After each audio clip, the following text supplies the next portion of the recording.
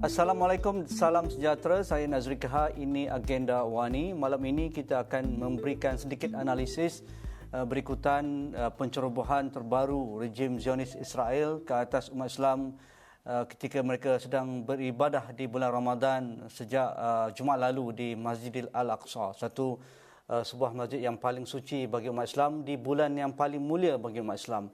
Dan pencerobohan dan kekejaman ini bukan pertama kali berlaku, seolah-olah menjadi rutin rejim Zionis Israel untuk memberikan provokasi dan juga pencerobohan setiap kali umat Islam berada di bulan yang paling mulia. Dan sudah memasuki hari keempat, ratusan umat Palestin ditahan dan ratusan juga yang sudah pun tercedera akibat serangan dari pihak Zionis rejim dan juga dari puak berhaluan kanan, iaitu ultra-ortodoks Zionis yang sentiasa memberikan provokasi untuk memasuki kawasan di dalam Masjidil Al-Aqsa. Jadi kita boleh bayangkan ketika subuh itu, selepas subuh umat Islam sedang beribadah, mereka dikejutkan dengan ancaman dan juga gertakan dari pihak berkuasa rejim Zionis, dan mereka memecahkan beberapa bahagian di kawasan dalam Masjidil Al-Aqsa dan mereka memasuki dengan kasut mereka ke kawasan tempat mereka bersembahyang dan mereka menahan siapa sahaja yang menghalang kegiatan ataupun tindakan provokatif tentera Israel pada hari Jumaat yang lalu. Dan sejak hari itu umat Islam bangkit untuk menentang pencerobohan terbaru Zionis ini, dan pihak berkuasa Israel mengetatkan lagi kawasan-kawasan yang menjadi sensitif bagi kawasan ultra-ortodoks Zionis, cuba memberikan provokasi untuk melintasi kawasan dalaman Masjidil Al-Aqsa kerana mereka ada perayaan kononnya untuk dibenarkan mereka memasuki perkarangan Masjidil Al-Aqsa. Jadi untuk melihat perkara ini, Ustaz Syed Ahmad Isra' Syed Ibrahim, Ketua Pegawai Eksekutif Irish Institute, satu badan pemikir yang sentiasa berada di hadapan untuk memberikan pandangan tentang kes ataupun situasi di Timur Tengah. Assalamualaikum Ustaz Syed, apa khabar? Waalaikumsalam warahmatullahi. Alhamdulillah sihat. Ustaz, mungkin sebagai permulaan, ini bukan perkara baru tetapi amat malang ia sentiasa berlaku ketika umat Islam sedang giat melakukan ibadah di bulan yang paling mulia. Dan kalau kita boleh gambarkan umat Islam Palestin, sebenarnya mereka bukan senang nak memasuki Masjidil Al-Aqsa. Mereka ada masa-masa tertentu, tetapi masa yang tertentu yang dibenarkan inilah mereka diberikan ancaman, dilakukan provokasi oleh tentera Zionis dan juga kelompok ultra-Yahudi yang sentiasa cuba memasuki perkarangan Masjidil Al-Aqsa. Jadi mungkin pandangan Iris tentang ini. Baik, terima kasih Encik Nazri dan Astrawani. Yang pertama sekali kita faham bahawa ini ialah satu lagi siri daripada siri-siri yang panjang sebelum-sebelum ini lagi. Cubaan dan juga tindakan daripada rejim Zionis Israel untuk mencapai antara objektif terbesar mereka, iaitu mengubah Baitul Maqdis atau Jerusalem keseluruhannya masuk ataupun berada di bawah kuasa rejim Zionis haram Israel. Sebagaimana yang selalu disebut oleh pemimpin-pemimpin mereka, tanpa Jerusalem mereka menganggap Israel ini belum tertubuh. Jadi bagi mereka Jerusalem ataupun Baitul Maqdis ini ialah satu kawasan, satu wilayah yang mesti berada sepenuhnya di bawah cengkaman rejim haram Zionis Israel. Jadi misalnya pada tahun lepas kita begitu mengikuti perkembangan yang berlaku pada penduduk-penduduk di kawasan Sheikh Jarrah, satu kawasan yang berhampiran dengan Baitul Maqdis, di mana mereka diusir dan sebagainya. Dan apa yang berlaku pada tahun ini, sebagaimana yang tadi disebut oleh Haji Nazri sendiri, mengambil kesempatan di atas coincidence ataupun kebetulan waktu Ramadan ini selari dengan perayaan Passover ataupun Pesach orang-orang Yahudi di sana. Dan mereka mengambil kesempatan ini untuk memang sengaja mencari sebab, melagakan dan mencucuk orang-orang Yahudi yang paling ekstrim ini. Orang Yahudi ini bagi saya yang berada di sana semuanya ekstrim, tetapi yang masuk ke dalam Masjid Al-Aqsa baru-baru ini semua ialah golongan yang paling ekstrim.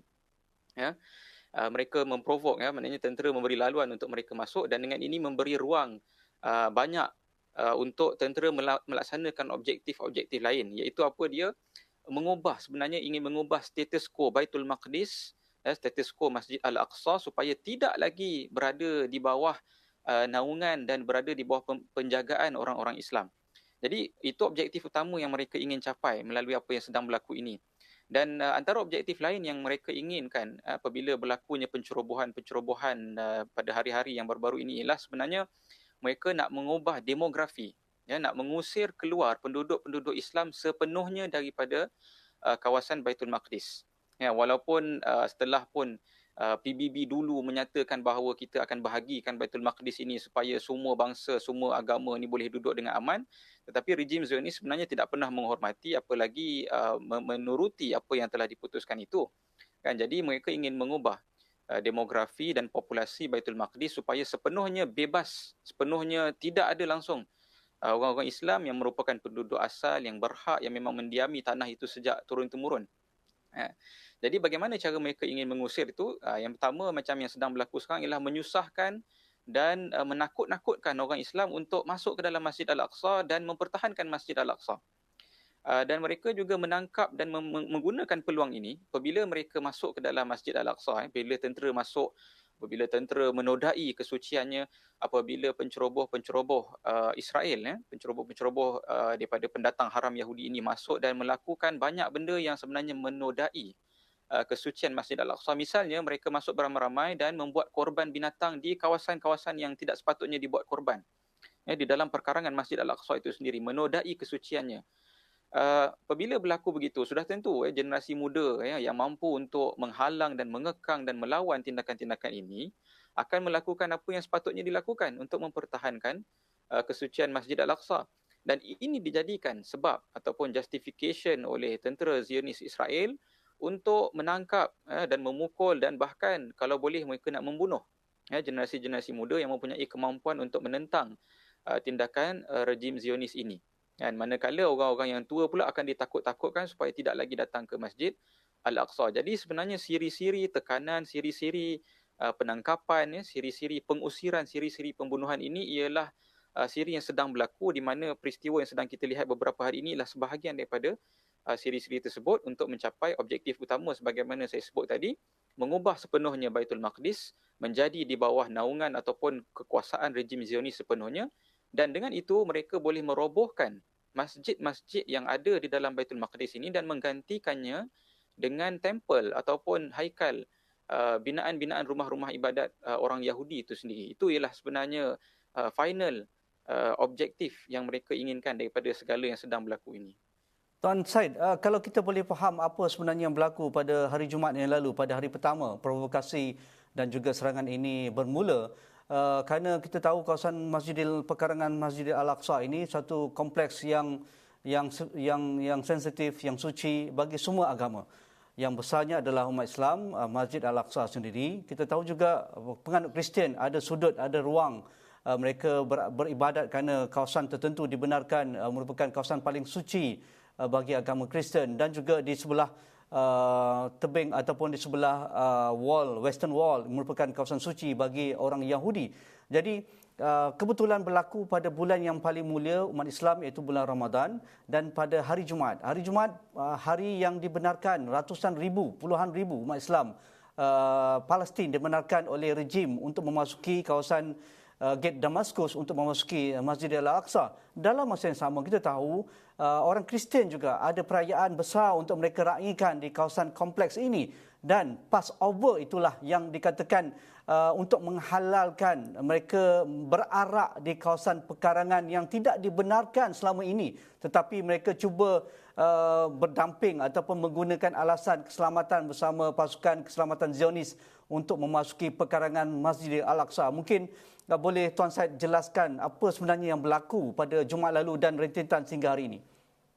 Ya, sebagaimana yang mungkin banyak dilaporkan dalam berita waktu 15 April semenjak Jumaat lalulah ialah bermulanya perayaan Passover, satu perayaan yang merupakan antara perayaan terbesar orang-orang Yahudi, khususnya orang Yahudi yang masih beragama. Suka untuk saya tekankan di sini bahawa sebenarnya rejim Zionis ini ialah bukan rejim yang beragama. Bahkan mereka sendiri sebenarnya kebanyakan majoriti mereka tidak pun beriman dan mengamalkan pun agama Yahudi ataupun agama Hebrew itu sendiri, kecuali sekelompok kecil yang sekarang ni kita gelar sebagai kelompok paling kanan ataupun paling ekstrim itu. Kan? Jadi sebenarnya mereka ialah rejim sekular. Rejim sekular yang sebenarnya tidak pun sangat mempedulikan agama, bahkan tidak pun menjunjung agama. Kalau betul mereka menjunjung agama, mereka akan menghormati kesucian Islam sebagai sebuah agama dan kesucian Kristian sebagai sebuah agama, tapi itu tidak berlaku.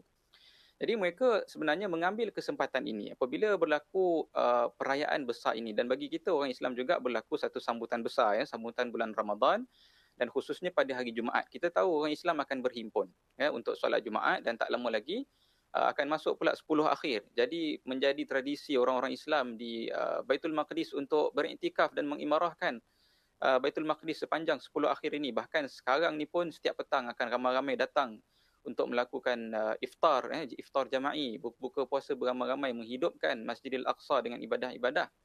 Jadi rejim Zionis tahu bahawa dengan perhimpunan-perhimpunan ini, maknanya adanya perhimpunan Passover, dan adanya mass gathering, perarakan daripada pihak Yahudi, dan adanya perhimpunan di pihak orang Islam, mereka inginkan berlakunya kacau bilau. Mereka ingin berlakunya pertembungan. Supaya dengan itu memberi mereka banyak ruang sebagaimana yang saya sebutkan tadi untuk mencapai objektif-objektif yang ada. Kan? Objektif untuk menodai kesucian Masjidil Aqsa. Objektif untuk menakutkan orang Islam untuk datang lagi menunaikan ibadah di Masjidil Aqsa. Objektif untuk mencari peluang untuk menangkap orang-orang yang cuba melawan.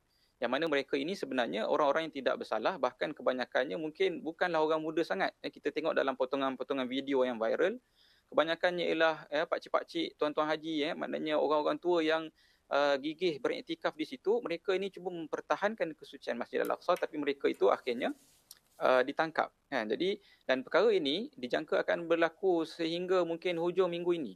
Sebab perayaan Passover ni ada masa lebih kurang seminggu. Jadi ini dijadikan sebab, dan sebenarnya ada provokasi. Sebenarnya rejim Zionis yang dipimpin oleh Perdana Menterinya Naftali Bennett itu sendiri, yang mana Naftali Bennett ini kita tahu dia sendiri dulu datang daripada kelompok yang kononnya Ortodoks Yahudi ini, yang paling beragama ini. Jadi dia nak mendapatkan sokongan dan mendapatkan legitimasi menunjukkan bahawa dia adalah Yahudi yang paling Yahudi sekali. Jadi dia mengatakan bahawa orang Yahudi tidak akan berundur, orang Yahudi akan mengambil peluang ini untuk merayakan hak mereka dan di tanah yang sepatutnya menjadi hak mereka, iaitu Masjid Al-Aqsa, dan mereka akan melakukan apa yang sepatutnya dilakukan. Jadi ini merupakan satu peluang yang ditunggu-tunggu oleh rejim Zionis untuk mencapai banyak objektif dalam objektif yang bersifat serampang beberapa mata tadi, sebagaimana yang saya sebutkan tadi. Jadi ramai orang Islam semenjak daripada Jumaat yang lalu telah pun dipukul, masjid-masjid telah pun ditutup, bahkan yang pada pagi tadi saya baca masjid-masjid lain selain daripada Masjid Al-Qibli itu, masjid yang berkubah grey itu dalam kawasan Baitul Maqdis, masjid-masjid lain juga ditutup. Bahkan ada yang ketika ditutup itu ada orang dalam masjid maka terkurung.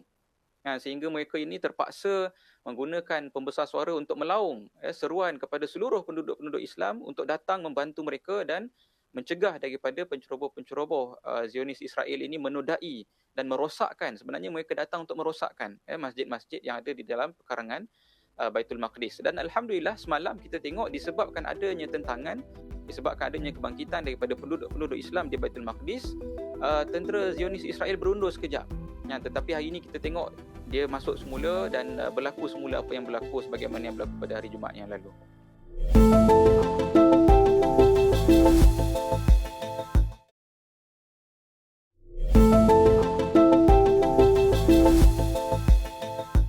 Kalau kita imbas sedikit Ustaz Said, pada tahun lalu kita melihat 11 hari serangan Zionis selepas mereka memulakan provokasi di Masjid Al-Aqsa, seperti juga pada tahun ini di Masjid Al-Aqsa pada Jumaat yang lalu. Dan kita lihat ratusan rakyat Palestin terkorban di Gaza dan juga di tebing barat dan juga di wilayah-wilayah haram yang diduduki oleh rejim Zionis. Tetapi kali ini kalau kita lihat respon yang diberikan oleh sama ada Fatah ataupun dari Hamas sendiri, mereka menggerakkan pandangan ataupun mereka menggerakkan satu kekuatan bahawa tindakan biadab ini tidak boleh dimaafkan. Ini merupakan provokasi serangan untuk menidakkan hak rakyat Palestin yang selama ini berjuang untuk mendapatkan hak mereka di tanah yang dirampas. Jadi kejadian Syekh Al-Jarrah pada tahun lalu, pencerobohan berterusan di Masjidil Al-Aqsa untuk merobohkan Al-Aqsa dan membina Temple Mount yang dikatakan dibina kononnya di atas tapak Masjid Al-Aqsa sekarang oleh rejim Zionis. Dan begitu juga penempatan-penempatan haram yang sentiasa dibuka saban hari dan mereka ingin mengusir seramai mungkin ataupun semua rakyat Arab Palestin di kawasan East Jerusalem itu. Jadi nampaknya perancangan ini berterusan, tetapi bagaimana reaksi dari Fatah dan juga Hamas dan juga badan-badan dunia yang lain yang pada Ustaz Said rasakan tidak cukup untuk menggesa, menggertak apa yang kita lihat pada hari ini kepada rejim Zionis berbanding dunia marah kepada Rusia misalnya akibat pencerobohan di Ukraine. Mungkin bukan apple to apple untuk kita bandingkan, tetapi kekejaman ini sudah memasuki dekad lamanya, tetapi seolah-olah dunia dikaburi dengan kekejaman Zionis ini. Ya. Yang pertamanya kita perlu bersolidariti bersama dengan penduduk-penduduk Palestin, umat Islam di Palestin yang sanggup menempuh kesusahan dan bersabar di atas derita yang mereka lalui demi mewakili kita, umat Islam, untuk mempertahankan hak. Maknanya walaupun katalah orang bukan Islam pun melihat isu ini bukan isu agama, mereka ialah penduduk yang berhak, memiliki geran tanah, yang memiliki hak yang sepatutnya untuk duduk di situ. Mereka sanggup bersabar walaupun banyak tekanan yang berlaku ke atas mereka. Jadi kebangkitan yang kita lihat sekarang dan juga kebangkitan yang kita lihat pada tahun lepas dalam mempertahankan Sheikh Jarrah, mempertahankan Baitul Maqdis adalah sebenarnya kebangkitan yang datang daripada rakyat orang Islam Palestin itu sendiri. Dan Alhamdulillah adalah pihak-pihak sebagaimana yang disebut tadi, Hamas, Fatah, Jihad Islami dan sebagainya memimpin gerakan-gerakan ini. Namun itu ialah sebenarnya denyut nadi orang Islam di sana yang sendiri mempertahankan di atas kefahaman bahawa ini ialah bumi umat Islam yang suci yang perlu dipertahankan. Jadi mereka perlu kita sokong dengan bantuan dan juga dengan doa-doa kita. Kalaulah bukan kerana itu, saya yakin sudah lama objektif yang diingini oleh rejim Zionis itu berjaya dicapai. Sebab apa? Pada masa yang sama, sebagaimana yang disebut tadi, kita lihat ada pihak-pihak luar yang sepatutnya jika di atas asas undang-undang antarabangsa sudah lama sepatutnya menjatuhkan hukuman dan mengekang apa yang dilakukan secara haram oleh rejim Zionis ini, tetapi itu tidak berlaku. Kan, sebagaimana yang disebut double standard apabila Ukraine dikenakan serangan oleh Rusia, kita tidak bersetuju berlakunya peperangan, tetapi apabila Ukraine kena serang, lihat bagaimana seluruh dunia boleh dimobilisasi untuk mengecam Rusia. Tetapi dalam kes ini sesuatu yang sudah nyata melampaui batas kemanusiaan, melampaui batas keagamaan, melampaui batas undang-undang dan keadilan. Tetapi tidak ada siapa pun kecuali beberapa pihak sahaja yang mengeluarkan komen-komen simple. Dan di sini ingin saya tekankan bahawa kalau kita tengok pun dalam komen-komen itu, seolah-olah naratif yang ingin dibawa ialah yang bersalah ialah orang-orang Islam yang cuba mempertahankan Masjid Al-Aqsa. Mereka yang hanya berbekalkan batu untuk melawan tentera yang lengkap bersenjata ini akan dipotretkan sebagai orang yang tidak rasional. Orang Islam ini akan dipotretkan sebagai tidak rasional dan mereka ini yang diminta untuk bertenang. Sekarang dah berlaku, dah banyak seruan untuk meminta kepada pihak-pihak radikal di kalangan orang-orang Palestin untuk berhenti dan bertenang daripada menyerang penceroboh-penceroboh haram Israel. Jadi perspektif yang dimainkan ini juga sebenarnya mengesani penduduk dunia sehingga penduduk dunia merasakan bahawa apa yang dilakukan oleh rejim Zionis dan penceroboh itu sebagai sesuatu yang layak dilakukan, sebagai sesuatu yang berhak, sedangkan atas asas undang-undang antarabangsa pun sudah salah. Kan? Jadi di sinilah masalahnya apabila perspektif ataupun naratif ini dimainkan sehingga akhirnya orang yang mencuri, orang yang menceroboh, yang merompak itu dilihat sebagai tidak bersalah. Manakala orang yang mempertahankan hak dan keadilan menurut ukuran keadilan yang benar itu dilihat sebagai musuh. Dan inilah yang akan menyebabkan dunia akhirnya membiarkan hatta umat Islam sendiri termasuk dalam pengaruh ini dan membiarkan penduduk Islam di Palestin terkontang-kanting sendirian berhadapan dengan musuh-musuh ataupun orang yang ingin menceroboh Masjid Al-Aqsa ini. Setakat ini saya tidak lihat lagi sebarang tindakan yang ketara ataupun tindakan yang konkret daripada pelbagai pihak. Hatta banyak pihak, saya baca orang-orang Islam sendiri pun kata kita tidak boleh berpihak dalam masalah ini. Sebab apa? Katanya sebab PBB sendiri telah menentukan bahawa Baitul Maqdis ini ialah tanah yang telah dibahagikan kepada tiga agama secara unilateral pada 1948 dulu. Pada saya inilah akar masalahnya. Walaupun mungkin PBB menyatakan ini berdasarkan itu, ini dan sebagainya, tetapi selagi pembahagian ini berlaku dan mana pembahagian ini tidak pernah pun dihormati, tidak pernah pun dipatuhi oleh rejim Zionis, inilah akar masalah kepada pelbagai konfrontasi, pelbagai konflik yang sedang berlaku hari ini, pelbagai pembantaian daripada pihak rejim Zionis Israel ke atas umat Islam. Sebab apa saya kata inilah akar masalah? Sebab daripada dulu, pembahagian itu sendiri tidak menghormati hak, tidak menghormati keadilan. Orang yang datang merompak tiba-tiba memperolehi tanah secara sah, walaupun tidak ada hak. Jadi walaupun hanya berbekalkan sekadar jawapan-jawapan yang tidak ada sandaran sejarah pun, mereka mendapat tanah tersebut secara sah.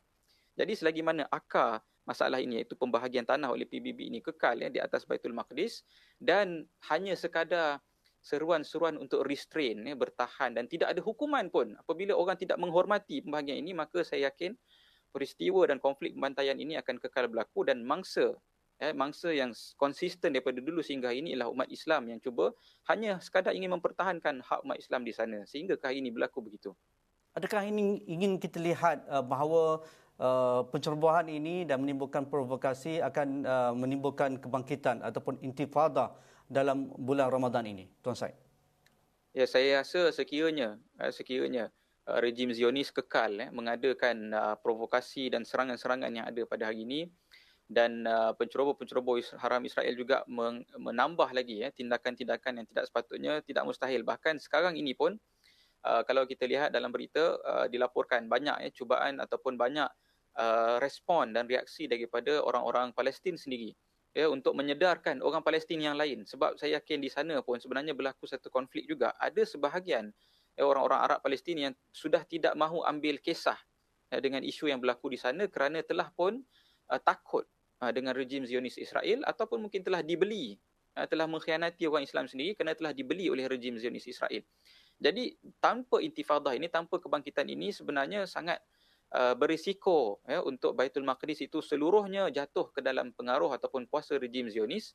Dan jika itu berlaku, saya yakin rejim Zionis tidak pernah hormat kepada mana-mana agama pun sebenarnya. Dan apa yang akan berlaku nanti ialah robohnya, apa yang kita sebut sebagai robohnya Masjidil Aqsa, robohnya Baitul Maqdis, hilangnya bangunan-bangunan ibadat-ibadat suci yang setelah sekian lama berdiri itu tidak mustahil akan berlaku. Jadi saya yakin itu tidak akan dibiarkan oleh wakil-wakil kita umat Islam di Palestin sana dan tidak mustahil akan berlakunya intifadah yang seterusnya untuk mempertahankan tanah suci umat Islam ini. Okey, terima kasih Ustaz Syed Ahmad Israr Said Ibrahim, Ketua Pegawai Eksekutif Iris Institute atas pandangan ini, kerana kita tahu Israel ada masalah dalaman ataupun domestik mereka sendiri, ketidakstabilan politik dan juga kekuatan Perdana Menteri pada ketika ini diasak oleh pembangkang dan beberapa isu rasuah dan sebagainya. Jadi mungkin ini antara isu yang cuba dialih oleh pimpinan utama Zionis untuk memastikan mereka dapat bertahan dan dalam masa yang sama mendapatkan sokongan penduduk Israel atas serangan-serangan dan juga pencerobohan provokasi terbaru ke atas umat Islam Palestin di Masjid Al-Aqsa dan juga di penempatan haram di seluruh wilayah yang diduduki. Terima kasih Ustaz Syed atas masa yang diberikan. InsyaAllah kita jumpa lagi. Assalamualaikum. Terima kasih.